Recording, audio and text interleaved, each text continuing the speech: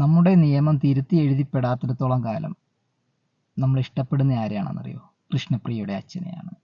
ഇന്ന് അദ്ദേഹം മരിച്ചു, മൺമറഞ്ഞു പോയി. ഹൃദയത്തിൽ നിന്ന് തന്നെ അദ്ദേഹത്തിന് ഒരു ബിഗ് സല്യൂട്ട് കൊടുക്കാം. അതുപോലുള്ള മാതാപിതാക്കൾ ഉണ്ടെങ്കിൽ, അല്ലെങ്കിൽ സഹോദരങ്ങൾ ഉണ്ടെങ്കിൽ, ഇന്ന് ഈ ക്രിമിനലുകളൊന്നും ജയിൽ ചാടാനോ അല്ലെങ്കിൽ ഈ ഭൂമിക്ക് മുകളിലോ ഉണ്ടാകത്തില്ല.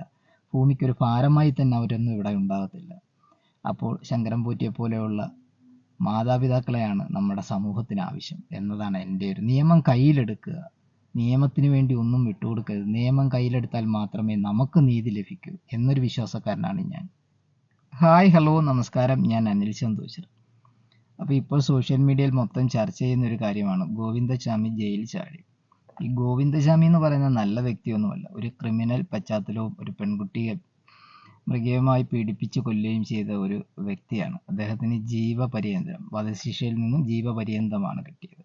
അപ്പോൾ ആദ്യം തന്നെ ഞാൻ രണ്ട് കാര്യങ്ങൾ പറയാം. വധശിക്ഷ എന്ന് പറഞ്ഞു കഴിഞ്ഞാൽ, വധശിക്ഷ നടപ്പിലാക്കി കഴിഞ്ഞാൽ ആ ഡേറ്റിന് ആളിനെ തൂക്കിക്കൊല്ലുക എന്നുള്ളതാണ്. ഇനി രണ്ടാമത്തെ കാര്യം, ആ തെറ്റ് ചെയ്തയാളിന് വധശിക്ഷയിൽ നിന്ന് ഇളവ് വരാൻ വേണ്ടി 3-4 അപ്പീൽ പോകാനുള്ള ഓപ്ഷനും കാര്യങ്ങളും ഒക്കെ നമ്മുടെ സമൂഹത്തിലുണ്ട്, നമ്മുടെ നിയമത്തിലുണ്ട്. അപ്പോൾ ഈ നിയമങ്ങളൊക്കെ എടുത്ത് കളഞ്ഞാൽ മാത്രമേ നമ്മുടെ നാട്, വധശിക്ഷ എന്നുള്ളത് ഒരു ജീവപര്യന്തമായി മാറിക്കഴിഞ്ഞു. അപ്പോൾ എന്താണ് ജീവപര്യന്തം? നമ്മുടെയൊക്കെ മനസ്സിൽ പെട്ടെന്ന് വരുന്ന ഒരു 14 കൊല്ലം കിടന്നു കഴിഞ്ഞാൽ ജീവപര്യന്തം കഴിഞ്ഞ് നാട്ടിലേക്ക് സുഖമായി വീട്ടിലൊക്കെ വന്ന് താമസിക്കാൻ. അങ്ങനെയല്ല കേട്ടോ. ജീവപര്യന്തം എന്ന് പറയുന്നതും മരണം വരെയും തടവിൽ കഴിയുക എന്നുള്ള ചില മാനുഷ്യ പരിഗണനയുടെ അടിസ്ഥാനത്തിലാണ് 14 വർഷം കഴിയുമ്പോൾ ഇവരൊക്കെ പുറത്തു വരുന്നത്. മരിച്ച വ്യക്തിക്ക് അല്ലെങ്കിൽ നീതി നിഷേധിക്കപ്പെട്ട ഒരു വ്യക്തിക്ക് കിട്ടാത്ത എന്ത് മാനുഷ്യ പരിഗണനയാണ് ഇവർക്കൊക്കെ കൊടുക്കേണ്ടത്? സൗമ്യ വധക്കേസുമായി ഗോവിന്ദചാമി ചോദ്യം ചെയ്ത ഒരു സമയത്ത് അദ്ദേഹം പറഞ്ഞൊരു വാക്കുണ്ട്, എന്നും കഞ്ഞി കുടിച്ച് കിടക്കുന്നവന് ഒരു ദിവസം പാൽപ്പായസം കിട്ടിയാൽ എന്താ കഴിക്കാൻ പറ്റില്ലേ എന്നൊരു ചോദ്യം. അപ്പോൾ ഇവനൊക്കെ ഇനി പുറത്തിറങ്ങി വന്നാലും അവിടുത്തെ മട്ടനും ചിക്കനും ഒന്നും പോരാതെ പാൽപ്പായസം കണ്ടാൽ കുടിക്കാൻ പോകുന്നുള്ള കാര്യത്തിൽ യാതൊരു തർക്കവും. ഇവനെയൊക്കെ തൂക്കിക്കൊല്ലേണ്ട സമയം കഴിഞ്ഞു.